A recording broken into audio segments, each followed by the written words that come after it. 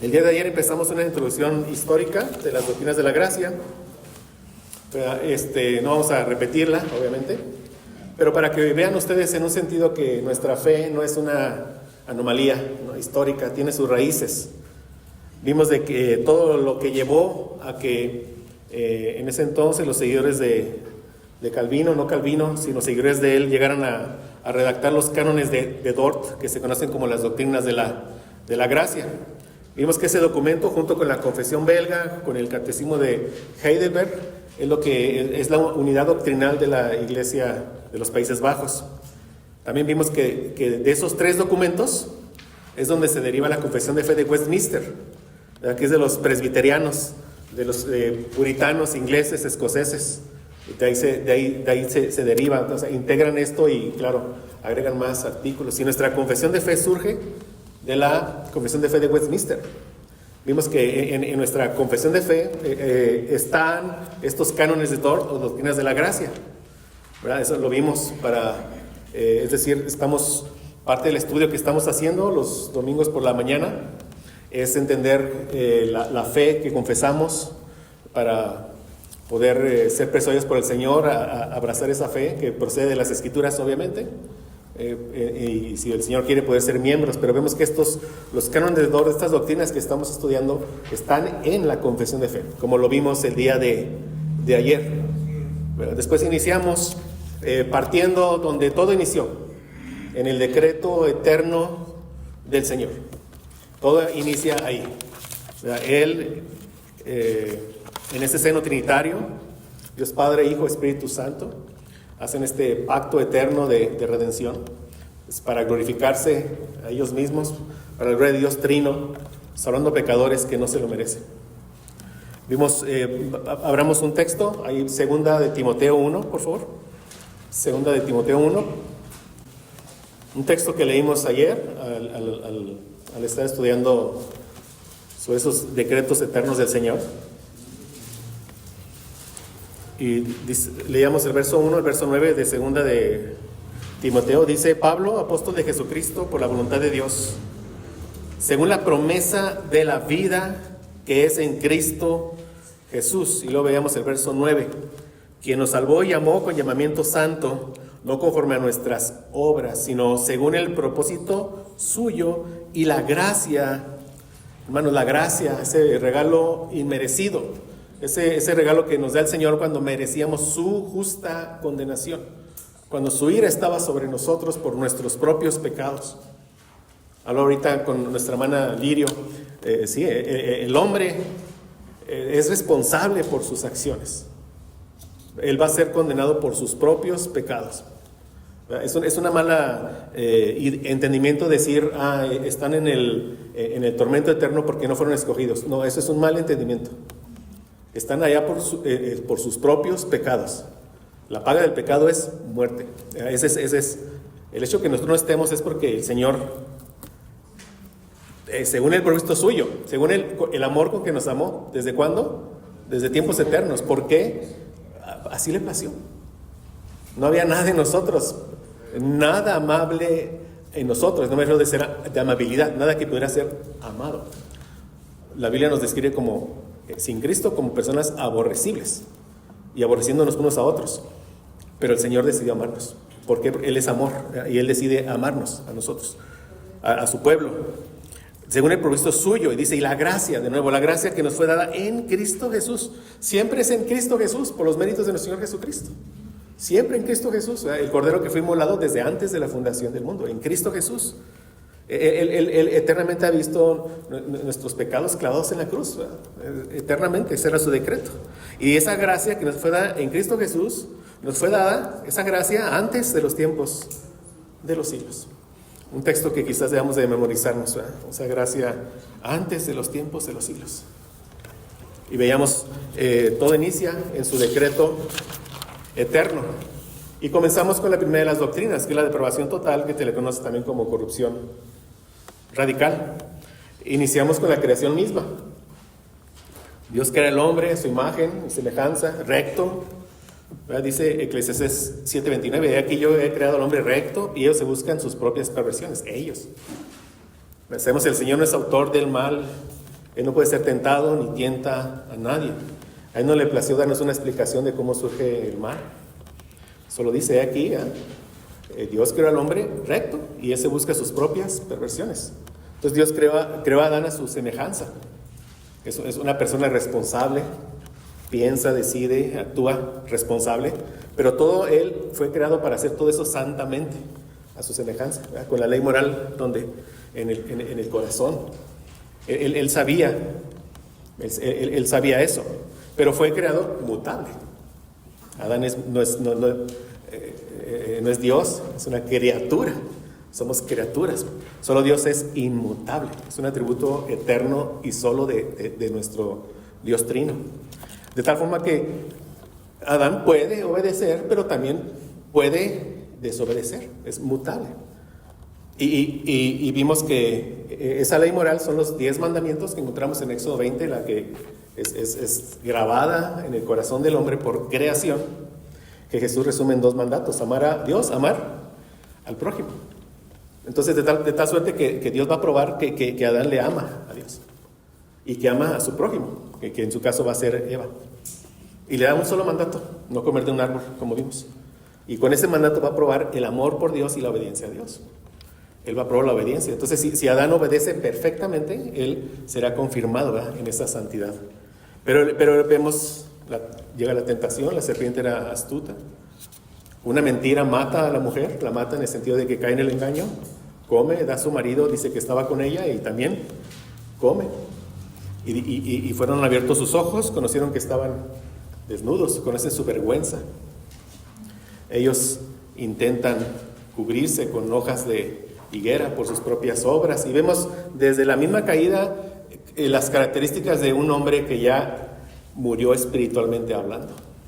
Se esconden del Señor, tienen ahora miedo del Señor, enemistados con Dios, enemistados con su prójimo. Cuando va el Señor y le confronta a Adán, él echa la culpa al Señor: de la mujer que tú me diste, y le echa la culpa a la mujer: ella me dio del árbol y yo comí. O sea, nos justificamos del pecado. Eso está en ese hombre caído, ahí está. Por eso una primera reacción, aún siendo cristianos, es nos confrontan y a justificar el por qué hacemos las cosas, en lugar de aceptar el pecado, pedir perdón. Pero bueno, vimos que entra esa muerte espiritual. Y el Señor dijo: ciertamente morirás. O sea, ciertamente morirás. Y el hombre ciertamente murió. Físicamente recibe la sentencia de muerte: del polvo eres, al polvo volverás. Pero espiritualmente muere en el momento. O sea, ciertamente morirás. No se raspó, no quedó enfermo, murió, espiritualmente hablando. Pero ya cuando todo está perdido para el hombre, el Señor le da una promesa de gracia que vemos en Génesis 3:15. En las palabras que dirige a la serpiente: pondré enemistad entre ti y la mujer, entre tu simiente y la simiente suya. Esta te herirá en la cabeza y tú le herirás en el calcañar. ¿Sí? Y vemos esa promesa de gracia, pero no es algo que ahí se le ocurre al Señor, sino Él ahí empieza a desplegar todo lo que Él ya había decretado en la eternidad. Ese eterno pacto de redención. Vemos cómo se va desplegando a lo largo de nuestra historia.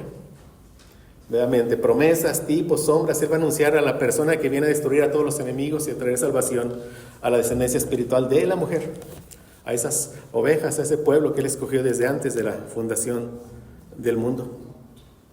Pasamos a la elección incondicional, que también la vimos ayer. Y vimos que cuando el hombre se aparta, Dios va en busca de él y el hombre se esconde. Pero ¿qué dice Dios? ¿Dónde estás tú? Dios va en busca del hombre. Dios así, y va ahí, así como fue en busca de Adán para salvarlo, da la promesa, lo salva. Igualmente fue en busca de Abraham. Josué 24:2, él estaba adorando a otros dioses. Era un pagano. El padre de la fe era un pagano, fue un pagano. Pero Dios lo llama, va por él, lo llama. Y para darle bendiciones, lo hace padre de la descendencia física de Israel y de la espiritual de los verdaderos israelitas, de nosotros. Así es el Señor va y busca a los que Él había elegido desde la eternidad, como vimos ya con cierto detalle el día de ayer. Y vamos a empezar hoy viendo sobre el punto 3 de las doctrinas, que es el punto 5 de nuestro estudio, la expiación limitada o la redención particular. Estamos en la página 28, mis hermanos, de 50, así que ánimo. Ánimo, hermanos. Sí. Vean, y tenemos que, me gusta a mí empezar a arrancar del Antiguo Testamento. Vemos ese plan redentor del Señor, para que las verdades, en un sentido, tienen el peso histórico del Antiguo Testamento, ¿verdad? Y esas cosas fueron escritas para nosotros en muchos sentidos. Entonces, vemos Génesis 3:7, ya estoy en sus notas. Entonces fueron abiertos los ojos de ambos, conocieron que estaban desnudos, cosieron hojas de higuera y hicieron delantales. Vemos ahí, o sea, el hombre totalmente caído, perdido, y Dios llega y les da una promesa de vida. Pondré enemistad entre ti y la mujer, le dice a la serpiente, a Satanás, entre tu simiente y la simiente suya, esta te herirá en la cabeza y tú le herirás en el calcañar. Una promesa de vida, ellos van a vivir. Adán escucha eso y dice, vamos a vivir, no vamos a morir. Ya todo estaba perdido, pero él escucha eso y cree, porque le pone a su esposa, ¿cómo le pone? Eva, madre de los vivientes. ¿Por qué? Porque escuchó y creyó, ¿verdad? Y vemos aquí la manera como el Señor, es la manera en como Él puede perdonar nuestra iniquidad. Vemos aquí de nuevo esa primer sombra de lo que Él va a hacer en la obra de Señor Jesucristo. Dice Génesis 3:21, y Jehová Dios hizo al hombre y a su mujer túnicas de pieles, y los vistió, cubrió su desnudez. El hombre intenta cubrir su desnudez, pero es Dios quien va a cubrir el pecado del hombre en la manera en que solo es aceptable por Dios mismo. Él sacrifica un animal inocente, ¿verdad? ¿Para qué? Para cubrir la desnudez de nuestros primeros padres. Así tenemos esos primeros destellos de la obra de aquel, con mayúsculas, que vendría de la mujer. Este descendiente prometido, él va a hacer lo que Adán no hizo. ¿Qué no hizo Adán? Obedecer perfectamente la ley del Señor, y es lo que va a hacer el postrer Adán. Y no solo eso, por cuanto la sentencia de muerte ya está sobre todos los seres humanos, la paga del pecado es muerte, él va a morir por su pueblo, para poder redimir a su pueblo. Y vemos esos destellos. O sea, la salvación es por la expiación, que lo estamos viendo. La expiación es sustitutiva, te los hemos recalcado, siempre tenemos que tener eso en mente, expiación sustitutiva. Yo merezco la muerte, para que Dios me pueda salvar, alguien más tiene que morir en mi lugar. Ese alguien más tiene que ser inocente, sin mancha, y él dispuesto a dar su vida en mi lugar. Es expiación sustitutiva.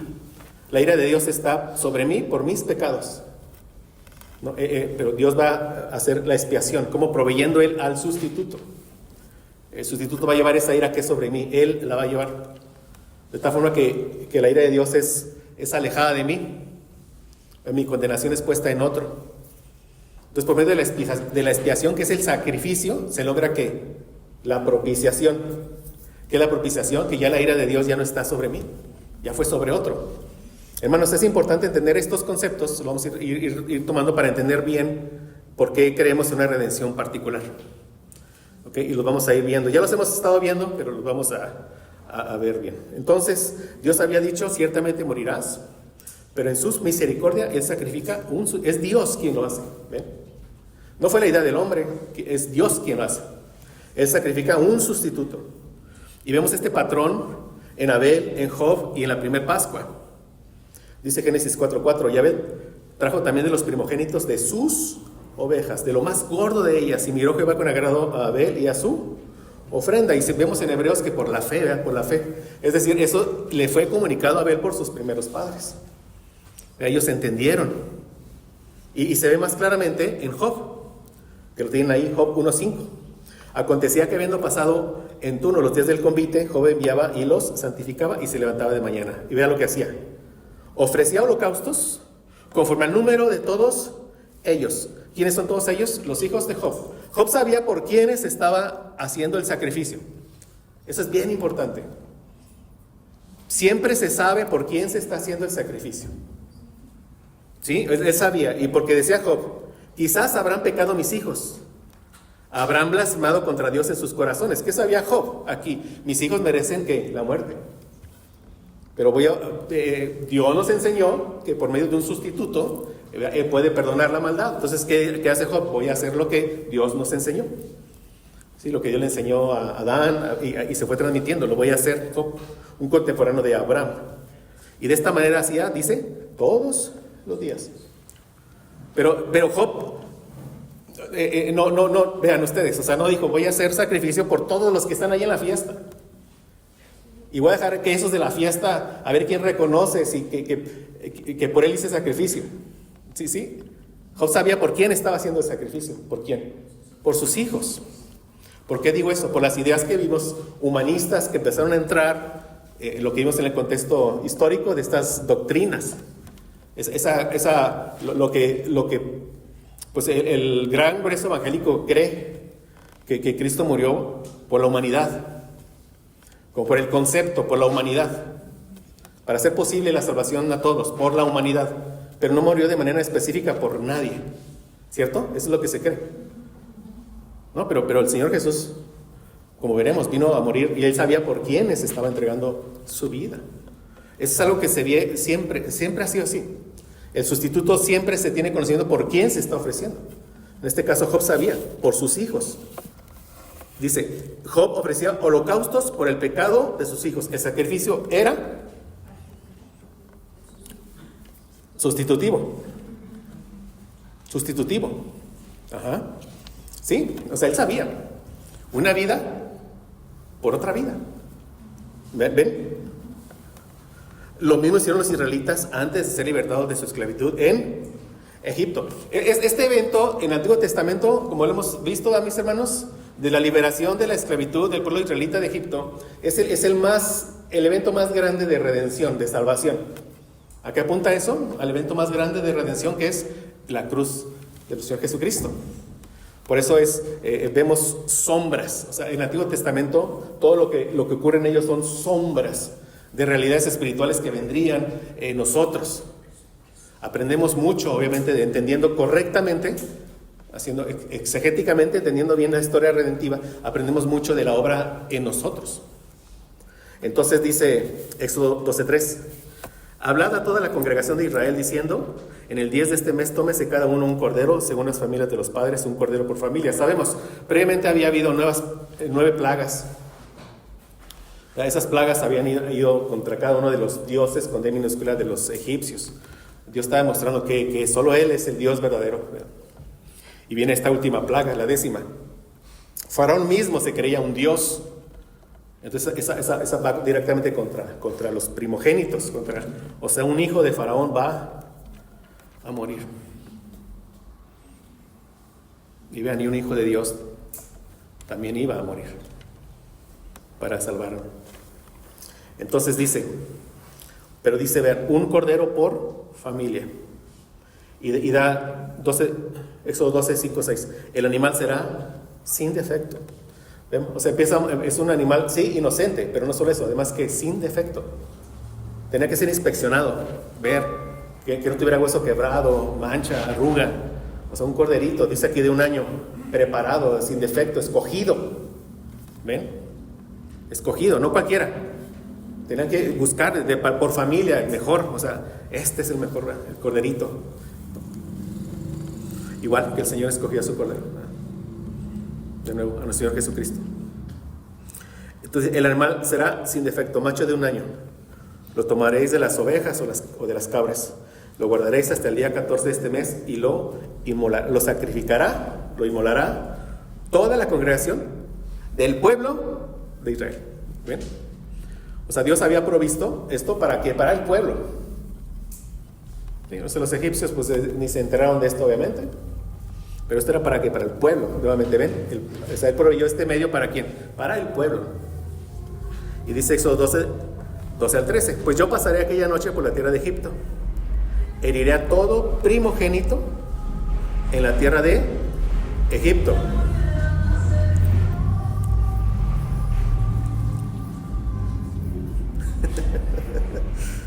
Así de los hombres como de las bestias. Ejecutaré mis juicios en todos los dioses de Egipto, con D minúscula, yo Jehová. Y la sangre os será por señal en las casas donde vosotros estéis.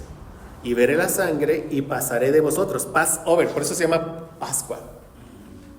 La mortandad pasó de largo.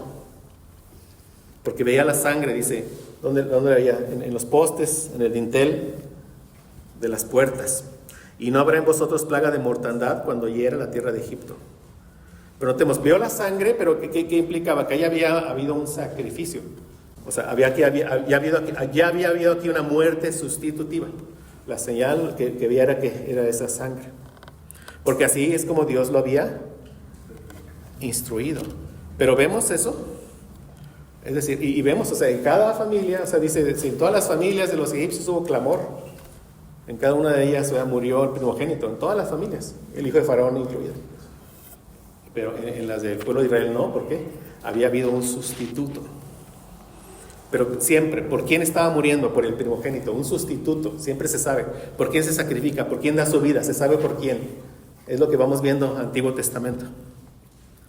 Donde vemos el sacrificio sustitutivo ya, digamos, en su madurez, es en el día de la expiación. Pasamos a Levítico 16:3-5, dice, cuando da Dios instrucciones al sumo sacerdote, aquel que intercederá por el pueblo, ofrecerá sacrificio en expiación por él, por su familia, por el pueblo, pero principalmente por el pueblo. Con esto entrará Aarón en el santuario con un becerro para expiación, un carnero para holocausto. De la congregación de los hijos de Israel tomará 2 machos cabríos para expiación, un carnero para holocausto. Y dice Levítico 16:11, y hará traer a Aarón el becerro que era para expiación suya. O sea, ¿ven? O sea, expiación, nuevamente, la ira de Dios está sobre quién, sobre Aarón. ¿Y quién va a llevar esa ira, ¿verdad? Esa muerte en el becerro que era para expiación suya?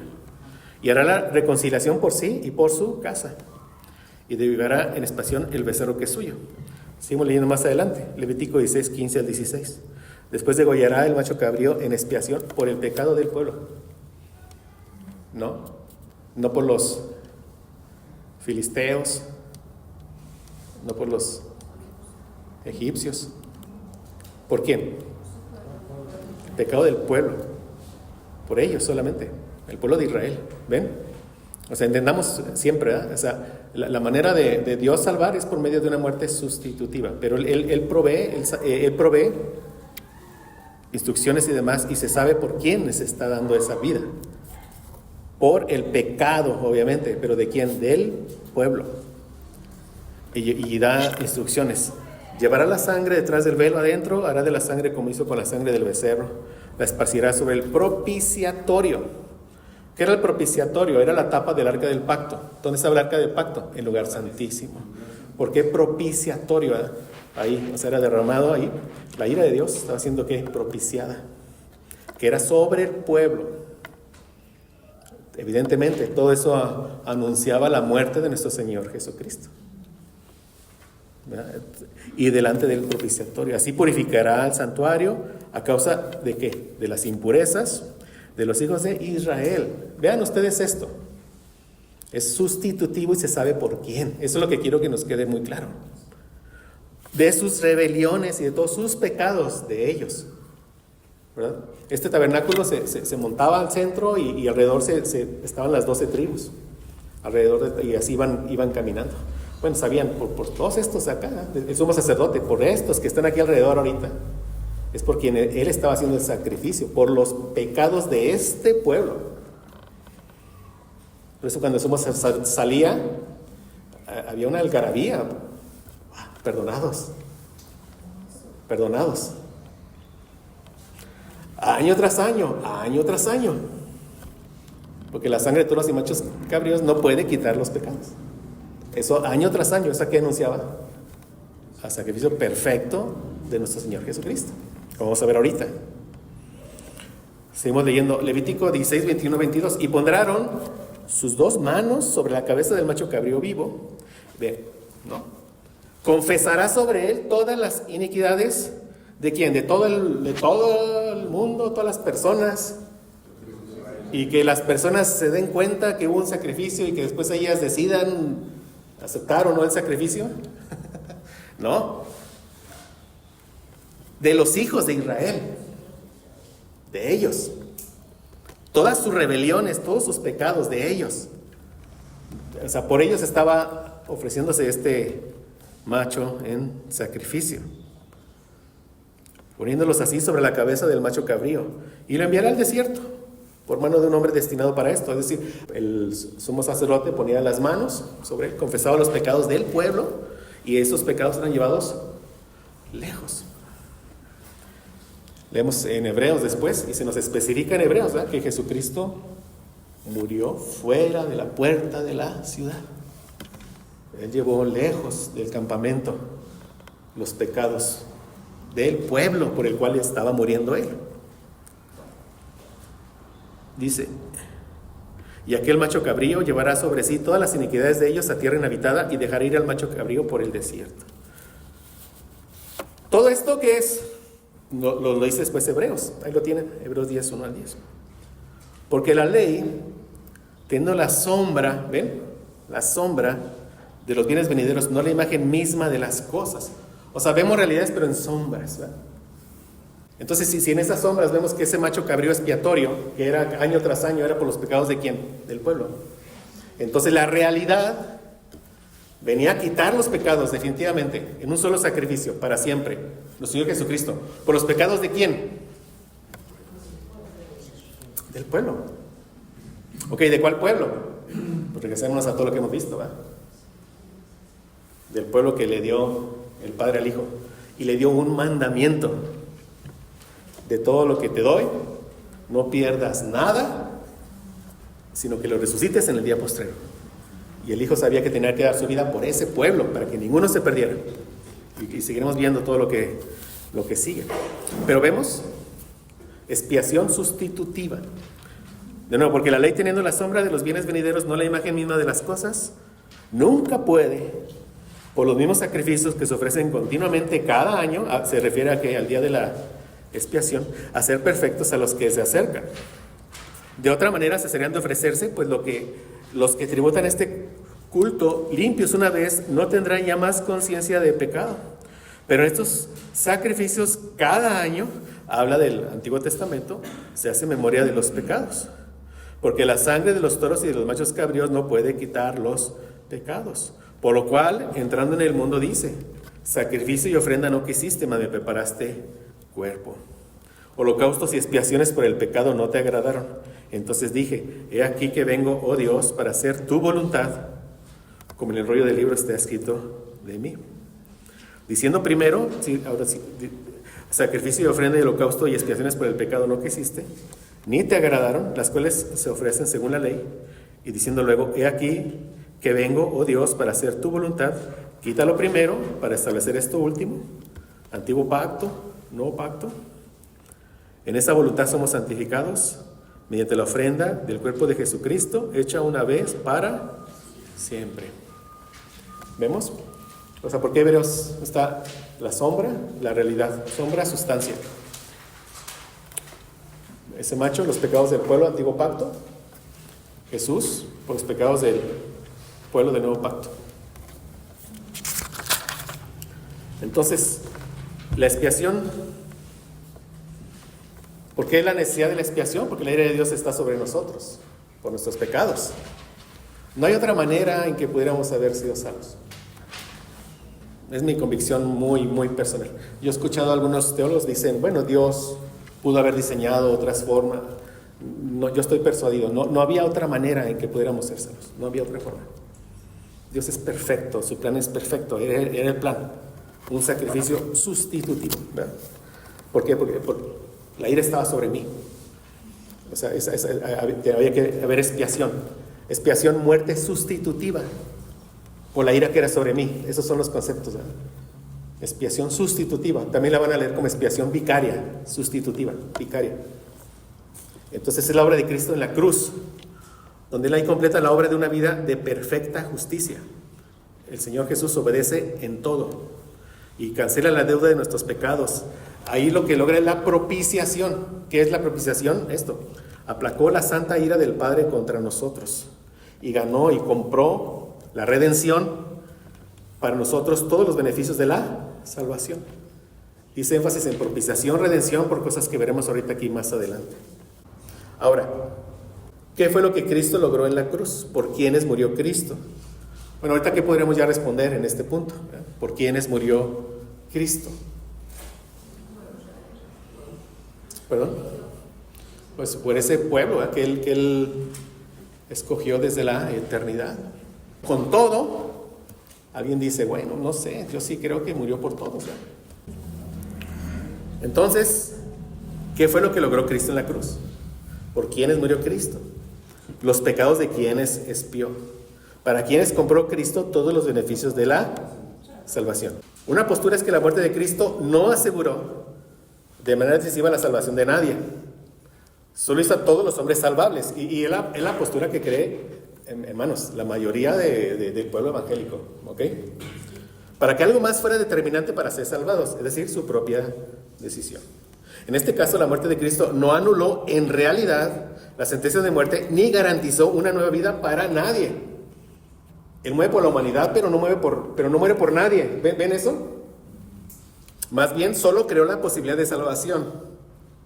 Esta salvación solo podrá ser efectiva cuando las personas dan la causa determinante para ser salvas, es decir, su fe. Esta forma de entender la salvación implica que la fe y el arrepentimiento no son regalos de Dios comprados con sangre para pecadores específicos. Más bien, son los actos de algunos pecadores los que harán que esa sangre haga efecto en ellos. Creo que entendemos eso, ¿verdad, mis hermanos? Otra postura es que la muerte de Cristo aseguró la salvación de un grupo específico de personas. La postura que nosotros creemos, ¿verdad? Para ejemplificar ambas posturas, imaginemos que Cristo compra un teatro con muchos asientos. En la primera postura, los que van ejerciendo fe por ellos mismos van entrando a ese teatro y van ocupando su lugar. Al final de la historia habrá butacas vacías. ¿Por qué? Porque al final de la historia habrá muchas personas que se perderán. ¿Por qué? Porque hay un juicio eterno. Muchas personas serán condenadas eternamente. Apocalipsis 13:8. Y la adoraron todos los moradores de la tierra, a la bestia, moradores de la tierra, así se conoce en Apocalipsis a los que no tienen fe en Cristo, moradores de la tierra, mundanos, cuyos nombres no estaban escritos en el libro de la vida del Cordero, que fue inmolado desde el principio del mundo. Entonces, este libro de la vida del Cordero estaba escrito desde antes de la fundación del mundo. Y otro texto, pero Apocalipsis 17:8. La bestia que has visto era y no es, y está para subir del abismo e ir a perdición. Y los moradores de la tierra, nuevamente, ¿verdad? Los incrédulos, aquellos cuyos nombres no están escritos, vean, desde la fundación del mundo en el libro de la vida, se asombrarán viendo a la bestia que era y no es y será. O sea, ellos irán tras la bestia. Pero ¿quiénes son? Los moradores de la tierra, los incrédulos. ¿Pero por qué? Pues sus nombres no están escritos desde la fundación del mundo en el libro de la vida. ¿Qué implica? O sea, que nuestros nombres están escritos en ese libro desde siempre. Apocalipsis 20:15. Y el que no se halló inscrito en el libro de la vida fue lanzado al lago de fuego. Apocalipsis 21:27. No entrará en ella ninguna cosa inmunda o que es abominación y mentira, sino solamente los que están inscritos en el libro de la vida del Cordero. Es decir,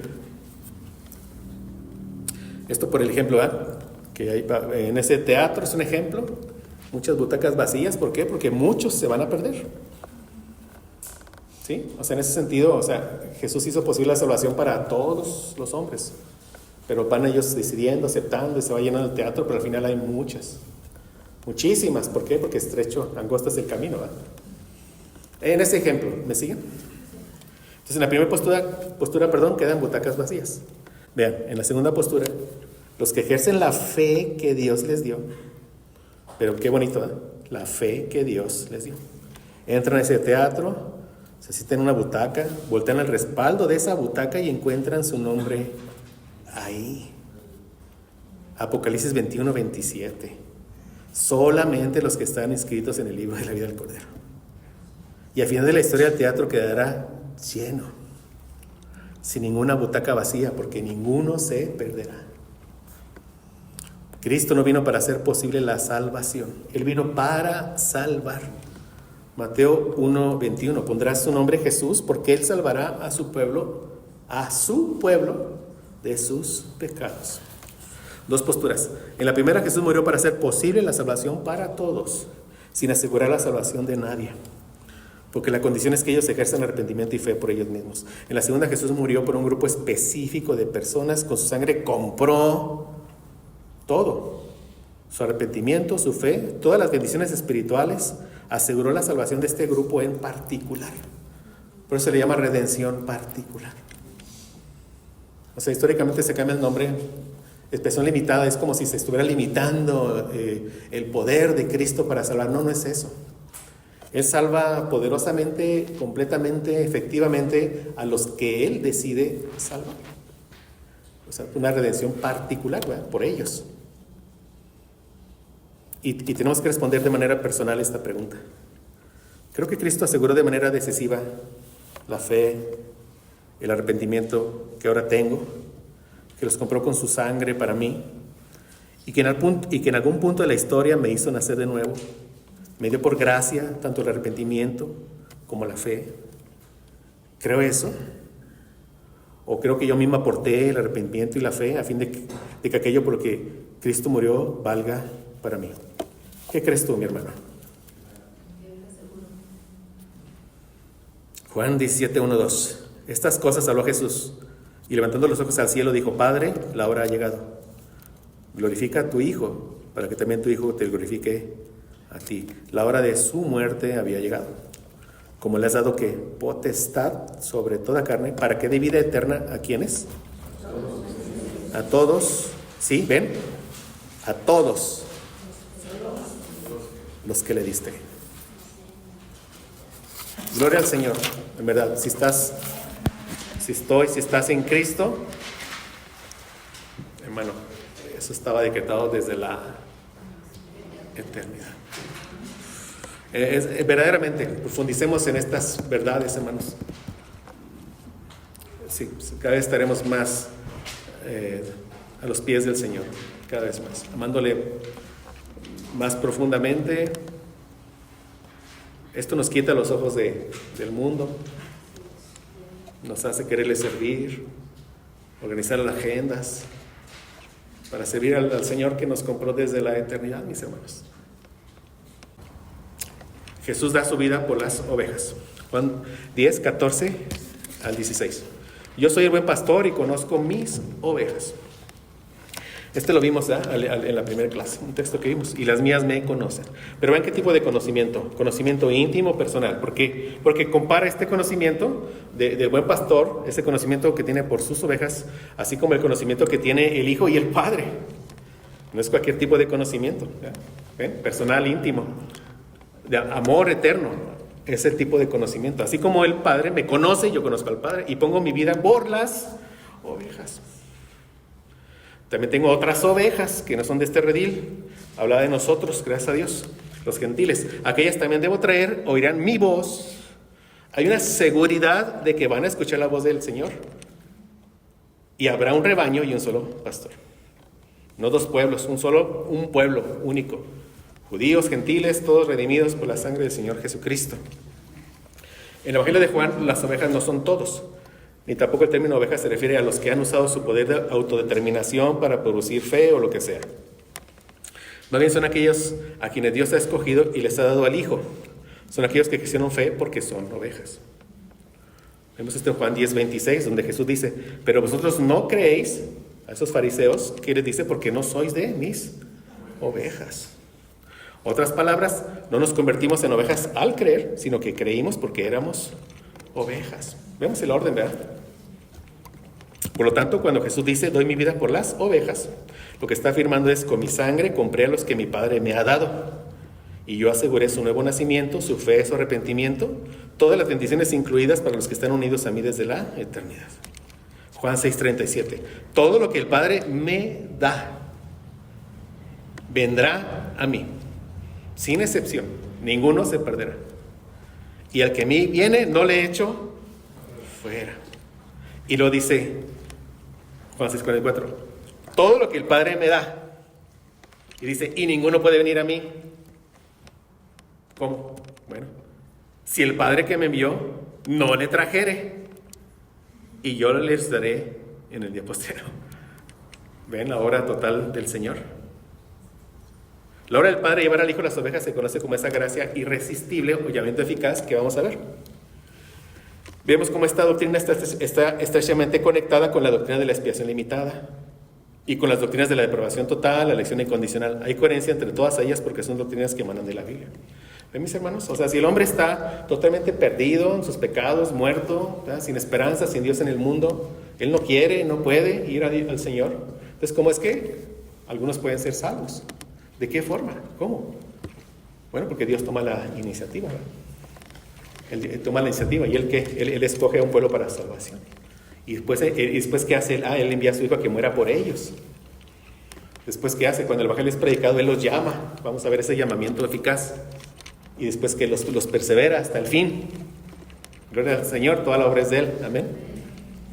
O sea, hay coherencia. ¿Por qué? Porque salen de la Biblia estas doctrinas. O sea, el Padre en la eternidad escogió un pueblo. Lo hemos leído, Efesios 1, 13 a 5. Y se le dio al Hijo, Juan 6, 37, que acabamos de leer. El Hijo compra ese pueblo en la cruz, Juan 10, 15, con el precio de su vida, con sangre derramada. Y cuando el Evangelio es predicado, y solo cuando es predicado, el Evangelio solamente, y como debe ser predicado, ¿verdad, mis hermanos? El Espíritu Santo aplica esta verdad a sus ovejas, a su pueblo, a sus escogidos. A aquellos que fueron comprados les da nueva vida, les da arrepentimiento y les da fe. Y Jesús en Juan 17, y en Juan 17 Jesús limita su oración a los escogidos, a los que el Padre le ha dado. Juan 17:6, esa oración sumo sacerdotal, ¿verdad? Está intercediendo por los pecados de su pueblo.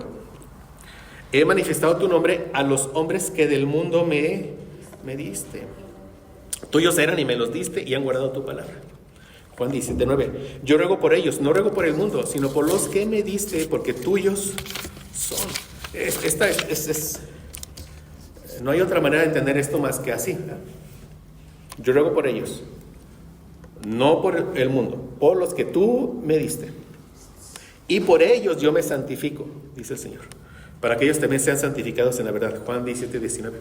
Cuando Jesús dice aquí en Juan 17:19, por ellos yo me santifico, no significa que Jesús se hace más santo, ¿verdad? Jesús es Dios, santo, santo, santo. Se refiere a su consagración, a ser apartado. Él fue apartado para morir ¿por quién? Por su pueblo. La muerte de Jesús está a punto de sufrir su muerte. Por lo tanto, está diciendo que los beneficios de su muerte son para aquellos por los que está orando. No ruego por el mundo, sino por los que me diste. Por eso es que Jesús está consagrando su vida. Por eso es que entregará su vida. Amén. De nuevo, ven, esta verdad se refuerza más al considerar el significado de la propiciación. ¿Qué es la propiciación, mis hermanos? Nuevamente. A ver, aquí.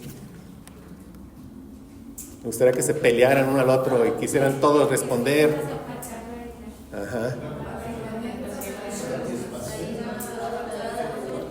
Así. No se entendió nada, pero así, hermanos. La propiciación, la ira de Dios por mis pecados, llevada lejos por el sacrificio sustitutivo. Cristo murió por mí.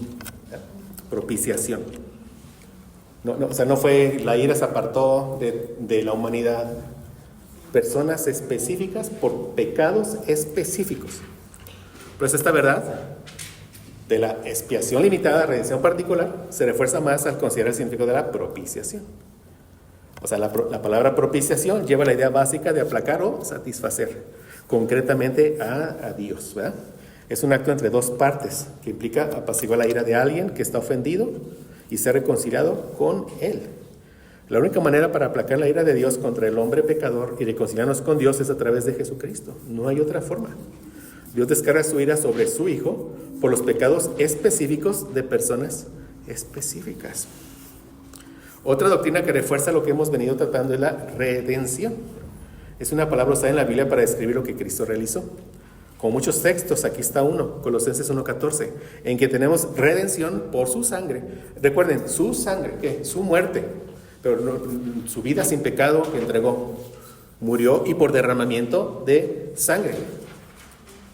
Así tenía que morir. Sin derramamiento de sangre no hay perdón de pecados. Así lo había establecido, así lo debía decretar el Señor desde siempre. En que tenemos redención por su sangre, el perdón de pecados. La palabra redención significa liberar a una persona de la esclavitud pagando un precio. ¿Okay? Lo que vimos ahorita. La persona no es redimida a menos que sea librada. Entonces, el significado mismo de la palabra nos enseña que Cristo no pudo haber obtenido la redención de aquellos que no son libres. No sé, si lo ven mis hermanos. Es que tratar de poner como argumentos también bíblicamente lógicos, ¿verdad? Distinto a argumentos humanamente lógicos.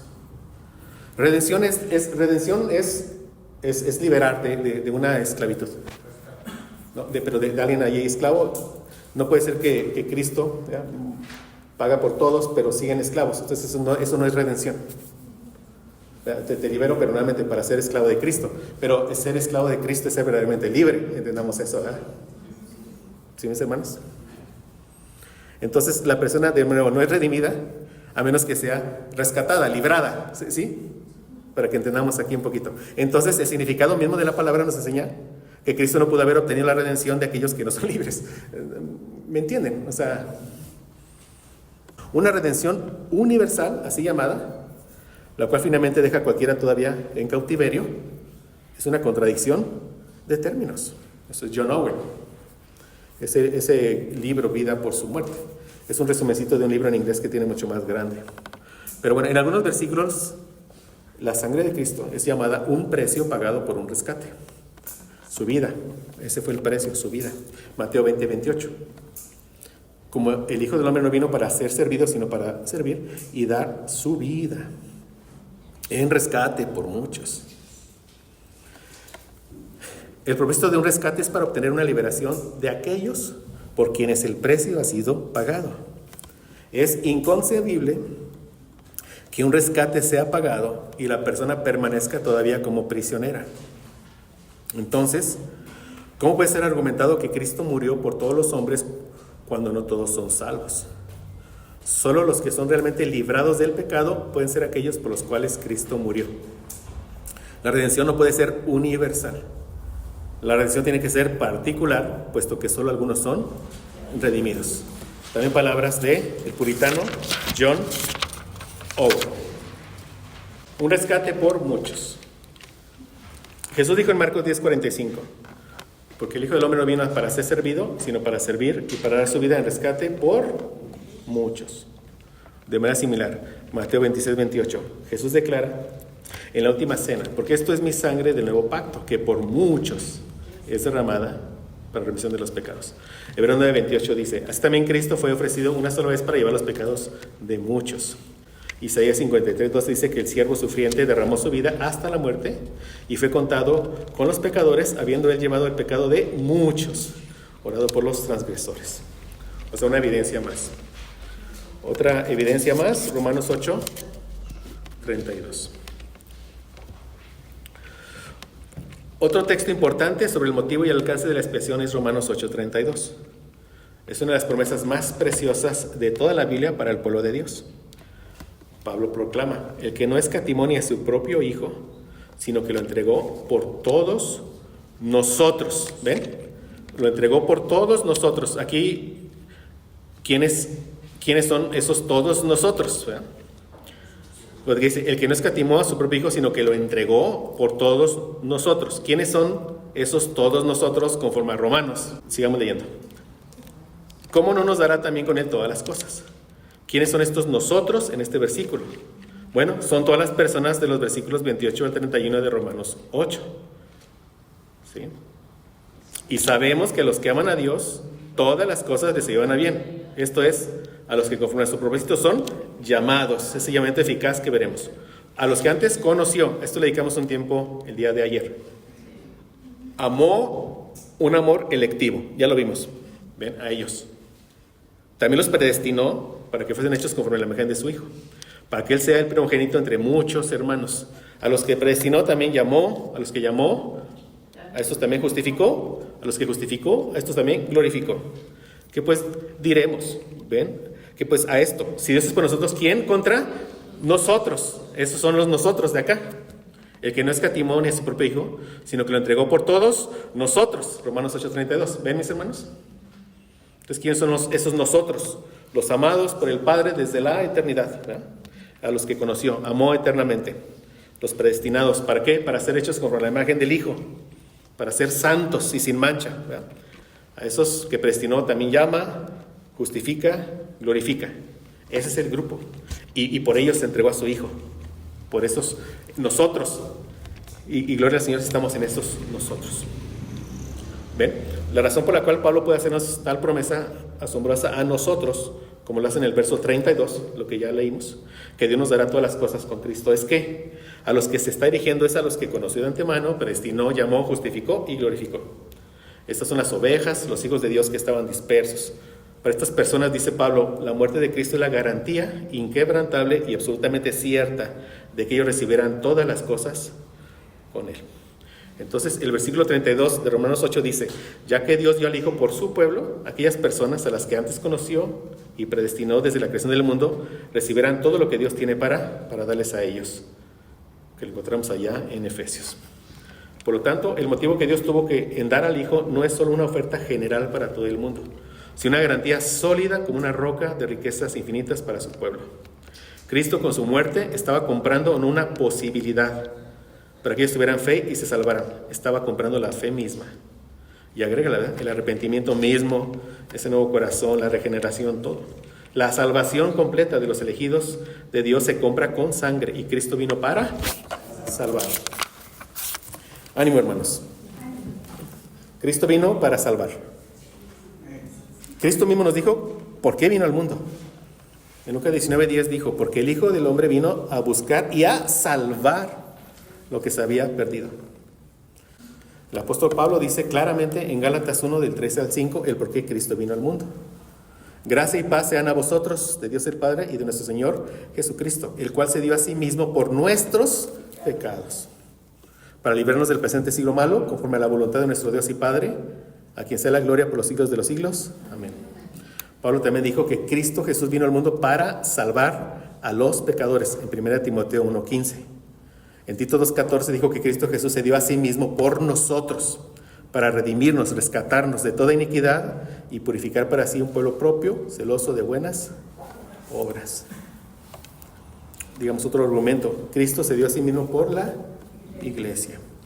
Uno de los pasajes más claros sobre la intención específica que Dios tuvo en la muerte de Cristo es Efesios 5:25 al 27.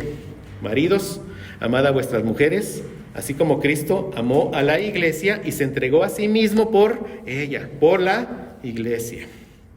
La eclesia, la congregación de los santos, por ella, para santificarla, habiéndola purificado en el lavamiento del agua por la palabra, a fin de presentársela a sí mismo una iglesia gloriosa, que no tuviese mancha, ni arruga, ni cosas semejantes, sino que fuese santa y sin mancha. Se entregó a sí mismo por ella, por la iglesia. Aquí Pablo especifica que el beneficiario de la muerte de Cristo es la iglesia, la novia de Cristo. Si hemos sido regenerados, nosotros somos la novia de Cristo. Mis hermanos, que el amor específico y particular que Cristo tuvo por nosotros nos conmueva. Ese amor no fue uno general que abarca al mundo entero. Fue un amor que compró a su novia. Dios conocía a los que eran suyos. Él envió a su Hijo para adquirir esa novia para este Hijo. El Padre le compró la novia a su Hijo. De lo anterior queda claro que el propósito de la muerte de Cristo fue salvar un pueblo específico de sus pecados. Con toda esta evidencia, la enseñanza bíblica es clara. La muerte de Cristo tenía la intención de traer a los hombres perdón ahora y la gloria venidera en el futuro, y realmente Él logró estas cosas. Vencer nuestra muerte y nuestra rebelión contra Dios no es una decisión que tenemos que hacer para alcanzar la expiación. Es la gracia soberana de Dios la que vence nuestra mente y nuestra rebelión. Esa gracia se compra para nosotros con la muerte de Cristo. Con esto Dios quiere que la novia de su Hijo se sienta cautivada con la particularidad del afecto entrañable que Él puso en ella antes de que el mundo existiera. Dios quiere que sintamos cómo estas palabras apuntan hacia nosotros. Yo te escogí, yo envié a mi Hijo a morir con el fin de rescatarte a ti. Amén. Padre, gracias, Señor, por esta lección, Señor, tu palabra, Padre.